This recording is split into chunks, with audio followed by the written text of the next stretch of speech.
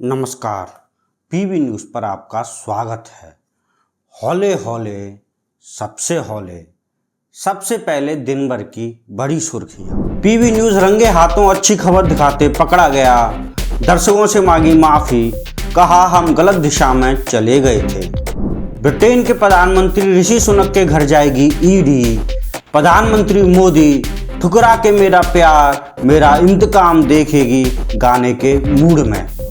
भीषण गर्मी से बच रहा रसोई गैस का खर्च, सरकार में मची श्रेय लेने की होड़, मंत्री बोले मोदी है तो मुमकिन है। आरएसएस और बीजेपी दोस्त दोस्त ना रहा गाते पकड़े गए। बाजार अटकलों से गर्म, सूरज ने पूछा मैं क्या प्याज छीलूं। अब खबरें विस्तार से। आज पूरा देश बड़ी धूमधाम से अपने जननायक राहुल गांधी जी का 54वां जन्मदिन मना रहा है। आज ही के दिन यह महान आत्मा धरती पर हम लोगों के बीच अवतरित हुई थी। जन्मदिन के मौके पर पीवी न्यूज़ राहुल गांधी जी से एक विशेष निवेदन करना चाहता है। वैसे तो पीवी न्यूज़ किसी से भी निवेदन नहीं करता, सीधा आदेश देता है, लेकिन चूंकि राहुल जी के लिए आज का दिन खास है, इसलिए हम उनसे निवेदन कर रहे हैं कि अब जब लोकसभा चुनाव खत्म हो गए हैं तो वे एक बार थाईलैंड जरूर जाएं। अगर वो ऐसा नहीं करेंगे तो बेचारे आईटी सेल वाले बेरोजगार हो जाएंगे। अगर राहुल पर अंट शंट लिखने का मटेरियल नहीं होगा तो वे क्या करेंगे? पिछले 10 साल में उन्होंने इस विषय पर जो पीएचडी की है वो बेकार जाएगी। ये एक मानवीय मुद्दा है और राहुल जी को इस पर राजनीति नहीं करनी चाहिए। उन्हें थाईलैंड जरूर जाना चाहिए। अब दिन की सबसे बड़ी खबर। देश भर में भीषण गर्मी का प्रकोप जारी है। इतनी गर्मी है कि कोई इसमें पापड़ पका रहा है तो कोई आमलेट बना रहा है। सभी जीव जंतु गर्मी से परेशान हैं, लेकिन एक जीव ऐसा है जो गर्मी के भी मजे ले रहा है। इस जीव को रीलबाज के तौर पर जाना जाता है। कोई बाइक पर नल लगाकर चल रहा है तो किसी ने ट्रैक्टर में ही स्विमिंग पूल बना लिया है।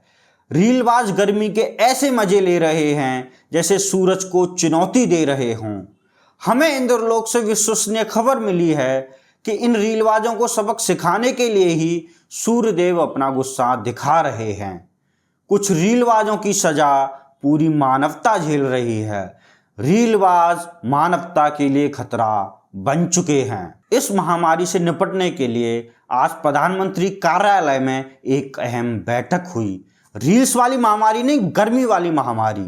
बैठक में एक मंत्री ने कहा कि गर्मी बढ़ने की वजह से लोग बिना गैस के ही खाना बना ले रहे हैं, जिससे उनके पैसे बच रहे हैं।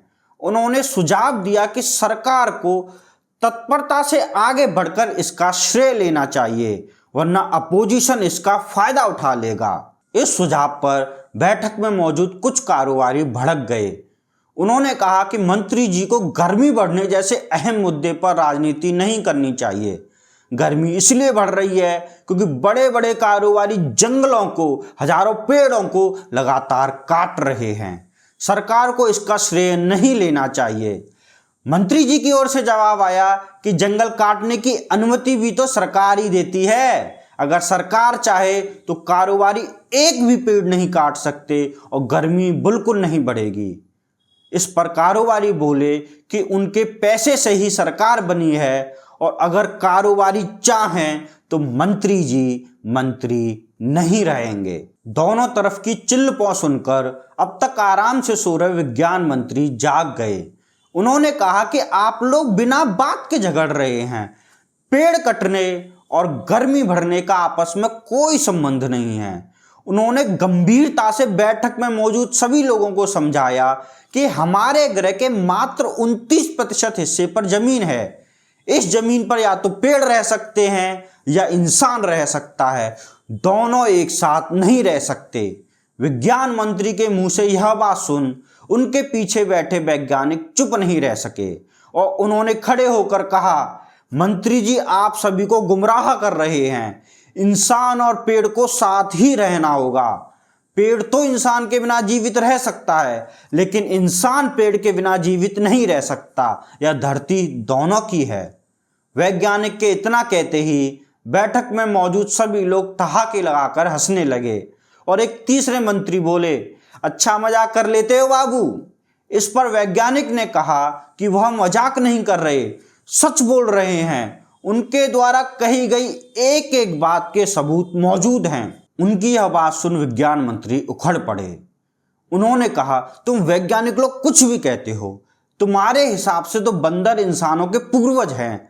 इंसान बंदरों से बने हैं। भला किसी ने बंदर से इंसान बनते देखा है? इसका कोई वीडियो है, कोई सबूत है? उन्होंने वैज्ञानिकों को बैठक से बाहर निकालते हुए कहा कि गर्मी जैसे विषय पर चर्चा में वैज्ञानिकों का कोई काम नहीं है। उन्होंने आदेश दिया कि वैज्ञानिक गर्मी पर अपना शोध तुरंत बंद कर दें और तात्कालिक प्रभाव से इस बात पर शोध करें कि काली भैंस का दूध सफेद क्यों होता है। जानने वाले बताते हैं कि इस सवाल ने मंत्री जी को बचपन से परेशान कर रखा है। इस तरह वैज्ञानिक बैठक से बाहर हुए और अंदर वंदर के वंशजों में क्लाइमेट चेंज से मानवता के विनाश का श्रेय लेने की बहस होती रही। आज के लिए बस इतना ही। अगर आपको हमारा वीडियो पसंद आया तो इसे अपने दोस्तों के साथ शेयर जरूर करें और ऐसी ही और खबरों के लिए देखते रहें पीवी न्यूज़।